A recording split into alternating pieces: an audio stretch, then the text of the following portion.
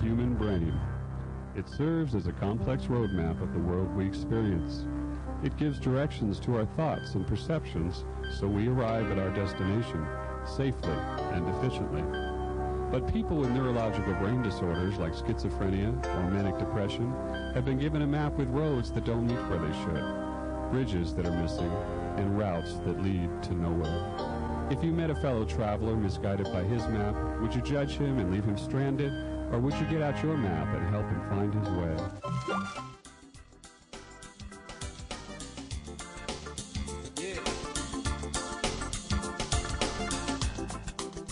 Joe Tyler, erasing stigma. We're gonna do it like this. We're gonna do it like that. We're gonna do it like this. And erase the stigma.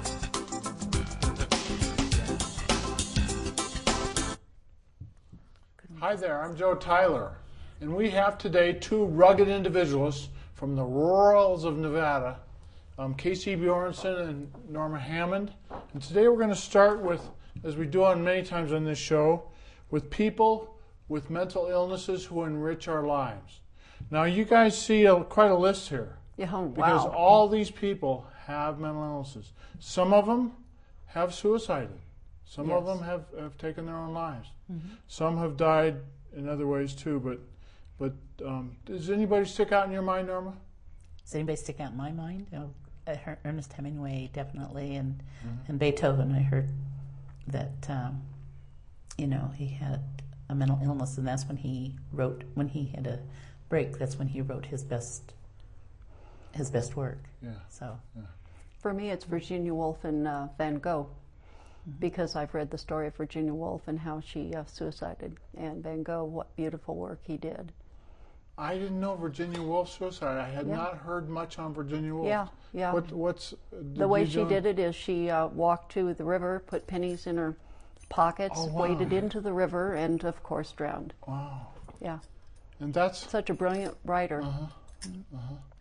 Okay. And my favorite is Terry Bradshaw, because he's been on this show, guys. Yes, I've seen he's been on this show. I've seen the program with him on it.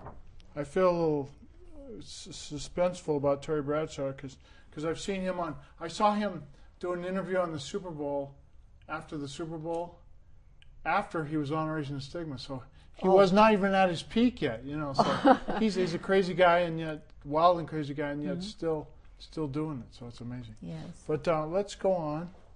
Okay, now we are truly blessed to have on Raising the Stigma two of my close friends, or cohorts as we are, of a new breed who provide hope that one day any consumer of mental health services can go on to giving back to the system as we have supported us to be potentially consumer service assistants, maybe. True enough, I'm a veteran at the VA, a VA veteran. I'm treated within the VA system. Oh. But I was, at one point, I was too wild and crazy for the VA system, so I had to be treated at the state. Oh, really? So I was hospitalized at the same facility or the same general group of facilities that I now get to work in, which is really cool because I get to work and play in the same system that I was hospitalized in. So you know it inside and out. I did the same thing.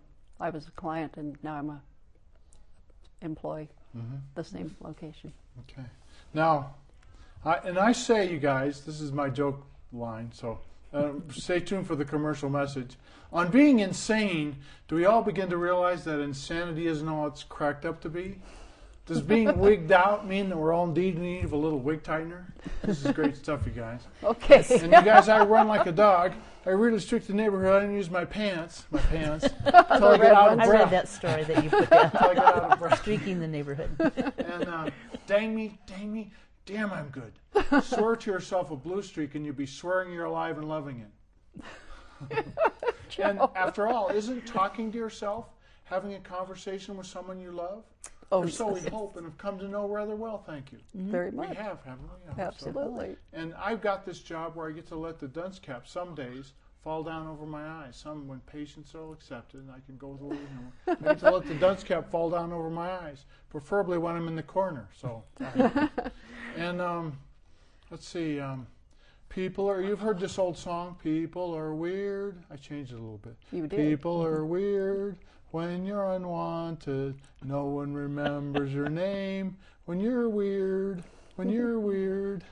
After all, Definitely fits. Isn't paranoia just a deep-seated fear that the mafia haven't given up looking for you?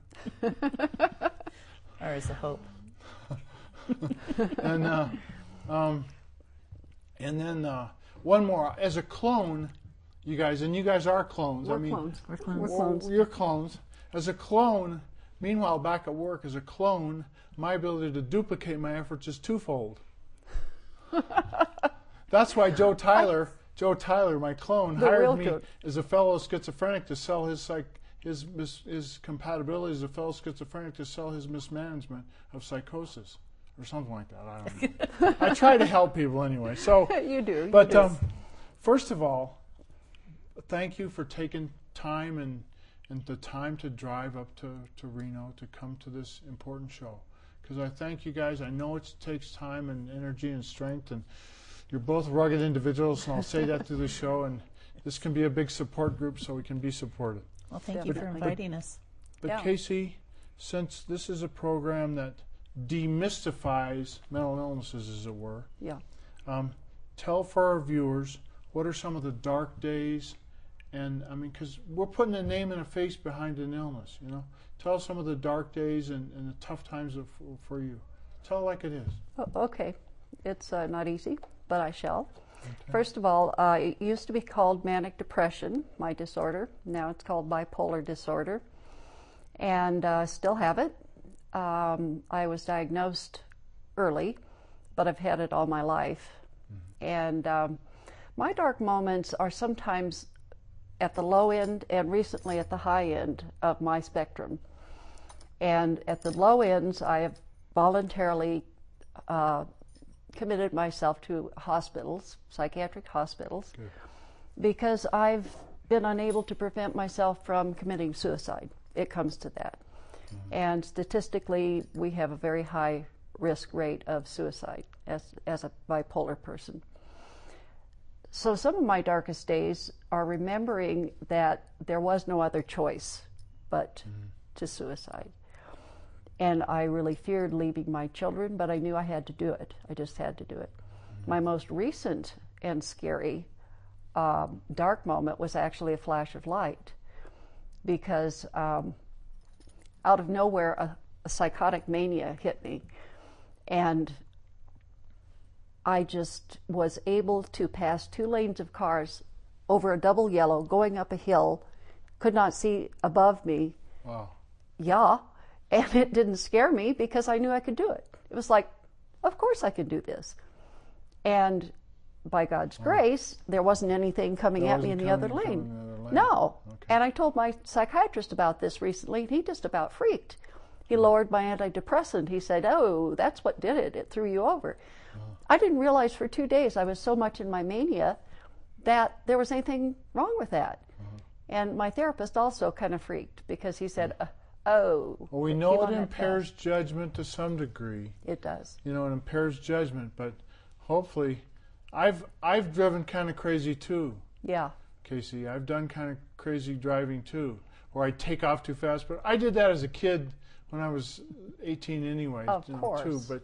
But still, no. So Norma, one of my MOs is, because I supported my mother so much, or my mother supported me when I was just a little kid.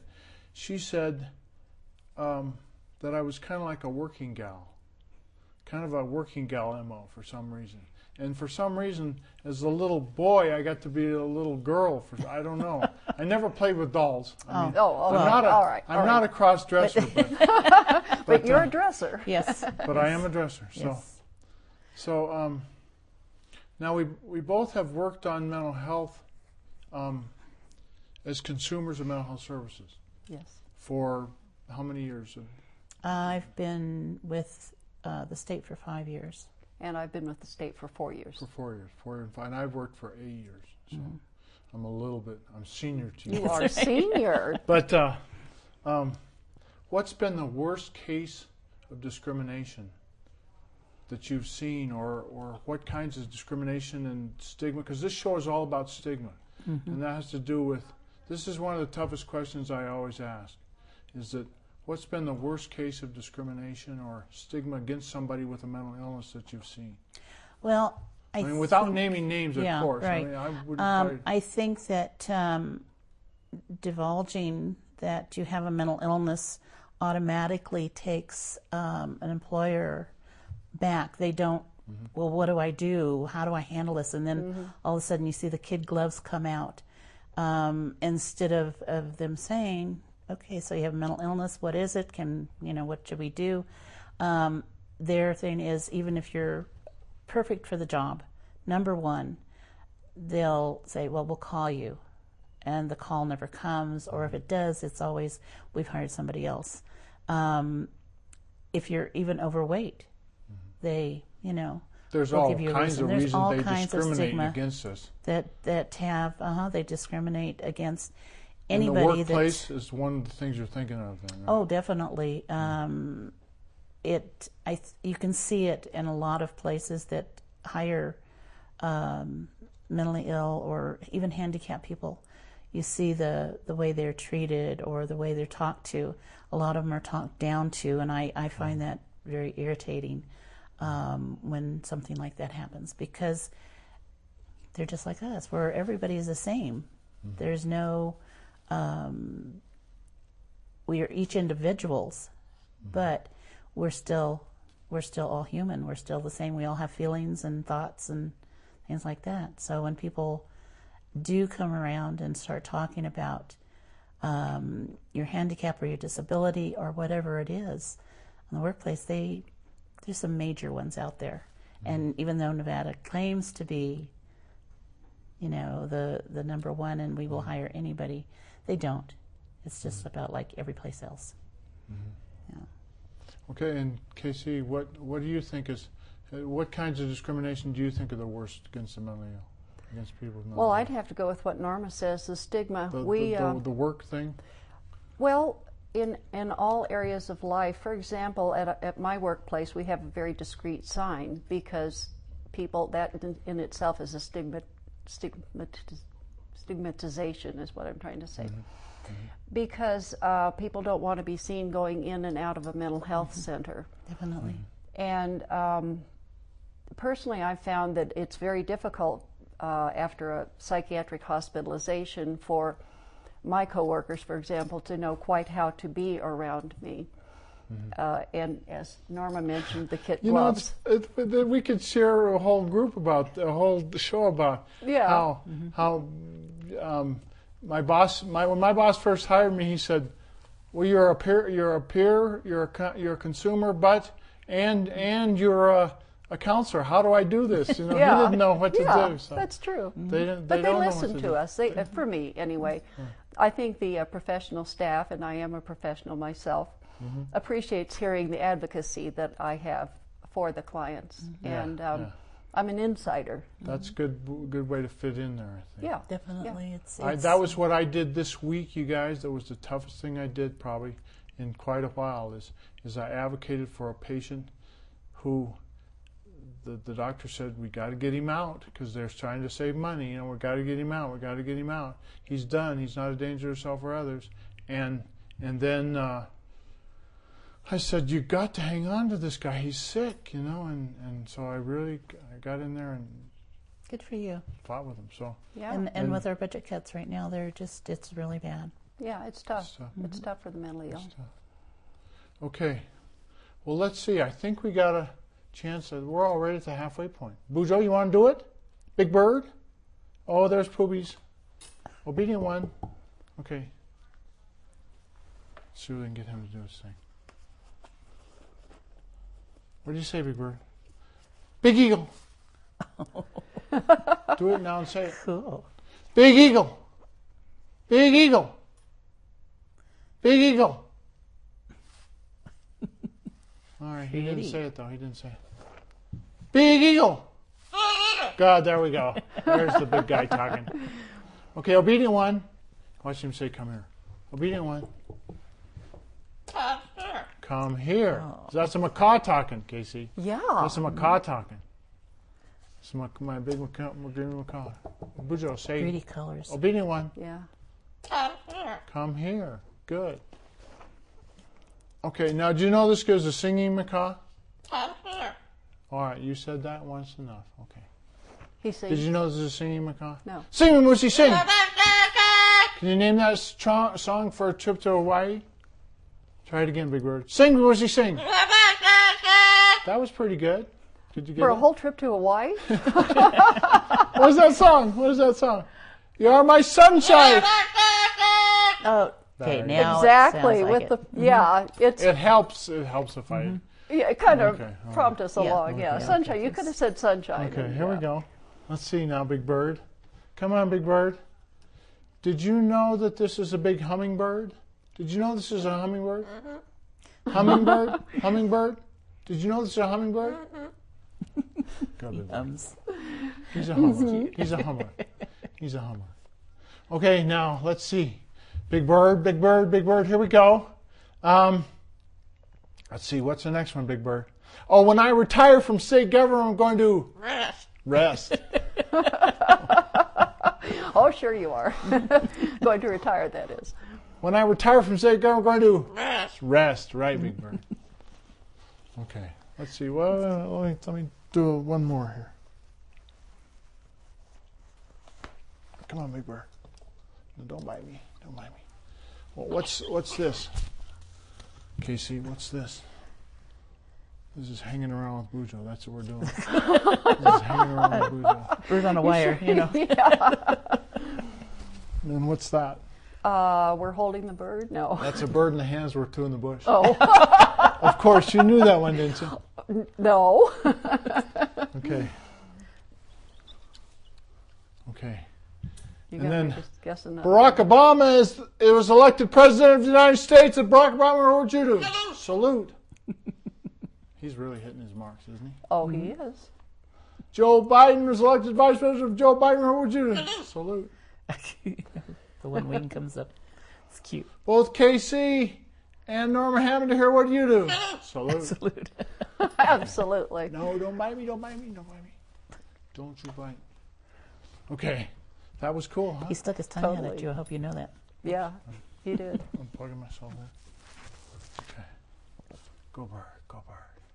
Now that guy gets to perform every month for the impatiens, and they're pampered impatiens, I think, Yes.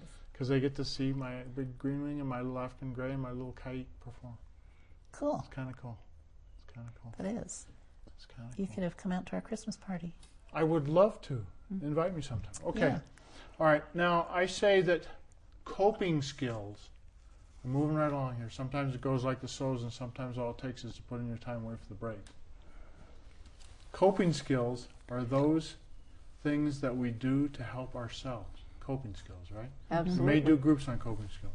I like to write for the newsletter, ride my bike, do good hard exercise, ride my bike, do comedy. I like to still do stand-up like you saw me do at the beginning of the show a little bit. Talk to my parrots, and my parrots talk back, right, Big Buddha? And I like to watch TV some, too. Casey, what are some of your coping skills? Well, lately I have been doing some exercise. I have a mountain that's right by where I live, and I've been climbing it slowly.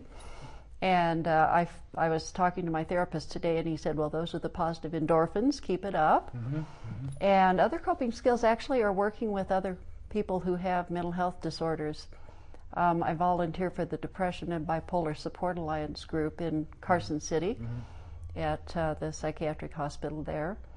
And that kind of helps me get out of myself. I think anything that helps me get out of myself is helpful. So, and I think it's helpful for the clients. For example, we have a lot of groups, and the clients can kind of share in a group what's going on with their lives. We do check-ins, and they feel very supported. So I get a lot out of that reflected supportedness. Yeah, I think that's why I feel like these are very fulfilling jobs, because you get to give back to the people that gave to you, and I mean you get to give back to the system, and I think that feels really good. Oh, it's does. kind of an open, closed kind of a thing. I think it's very helpful. Well, let's see now. We all put in 40-hour weeks. Oh yeah, we Plus. do. We all put in 40-hour weeks plus. Mm-hmm. And as I said at the top of the show, you guys, I think, are rugged individuals. Thank you. Yeah, we have our as little well moments. as tall Western strangers. So anyway, Wait, I don't have my boots for on. me, through your work day, what's some of your tough decisions that you have to make? Some of your tough decisions, like for me, my tough decision today was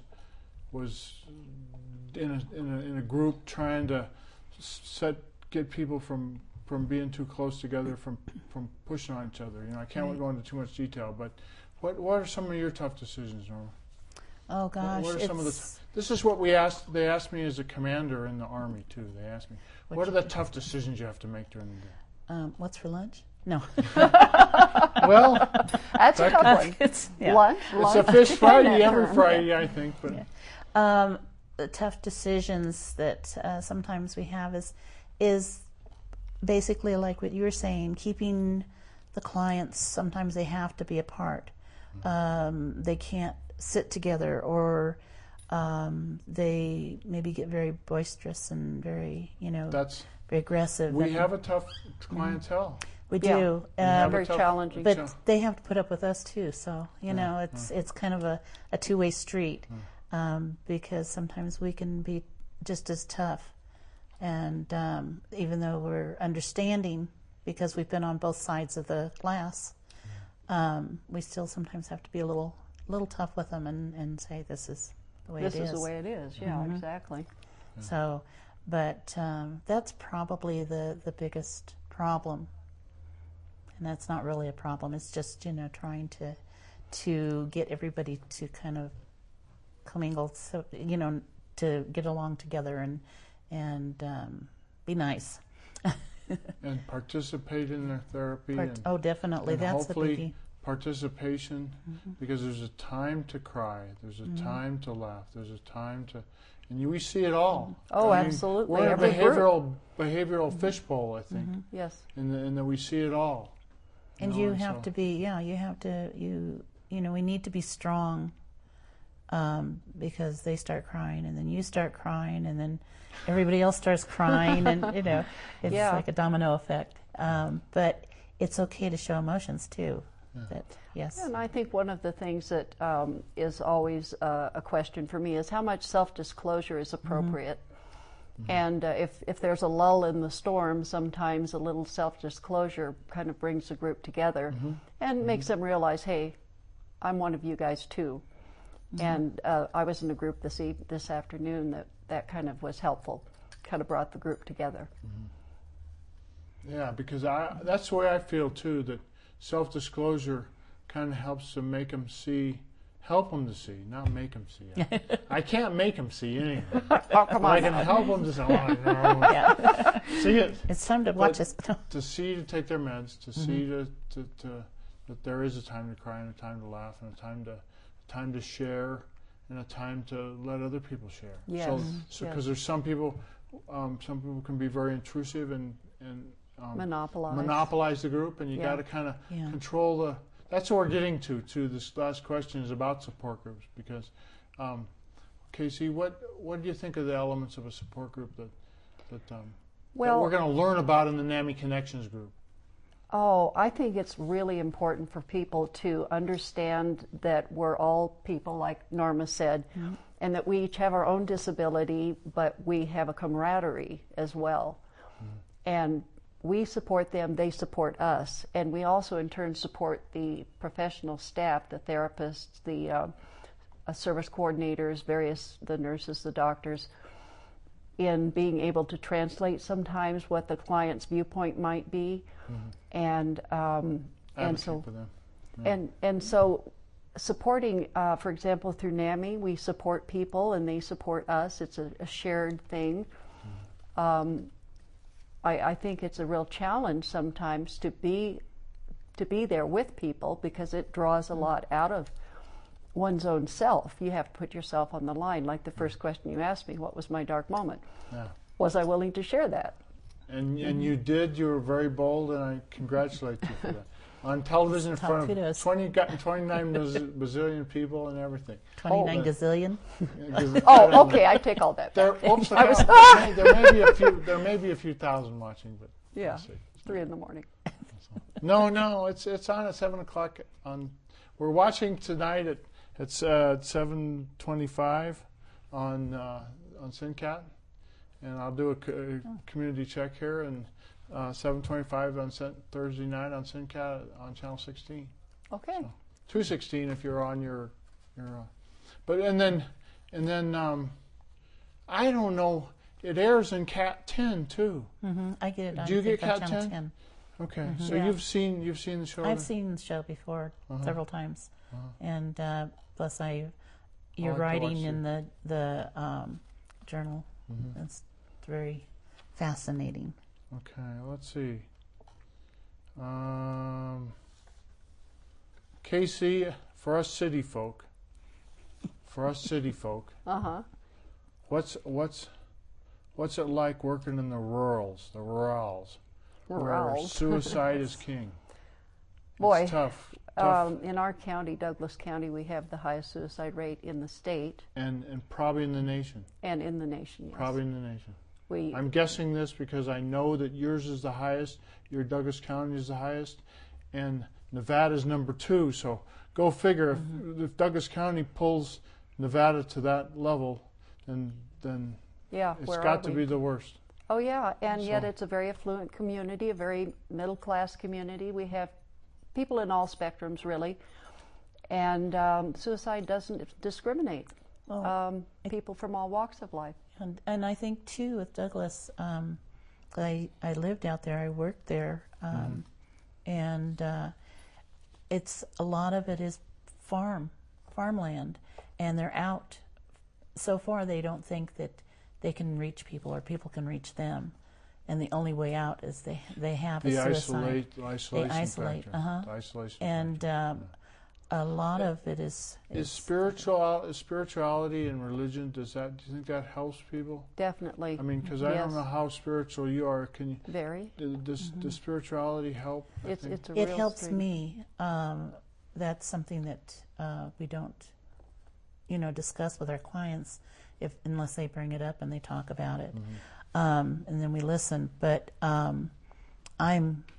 thank God every day that I'm here, and I thank Him every day that I have a job to go to, and friends, and that He gives me, So in a group I was in this afternoon, we talked about spirituality, and the group was very cohesive. It was a co-occurring disorders group, and we all felt the strength of our higher power, as we called it in the group, and that had helped us get through our co-occurring disorders, which was an addiction on one side and a mental illness on the other. And I was able to self-disclose that I have a co-occurring disorder also, and that seemed to coalesce the group, and people seemed to be more willing to share. That's a rallying point. I think once again you're getting to that strength that if the leader shares, then it makes everybody kind of rally around you. Yeah, I'm a co-leader. I have to. Well, I have to be honest about that. But that's the way it is. So. Yeah, people. I don't do groups anymore. I used to do quite a few, but now we have the counselors are doing service coordinators and so on and so forth. So, but I still get to work with the clients, and that's cool. Yeah, we have about 17 groups in our center, so I get to be in a lot of groups. I love it. Thank you. I'm erasing the stigma of who you think I am. I'm erasing the stigma of who you think I am. I'm erasing the stigma of who you think I am.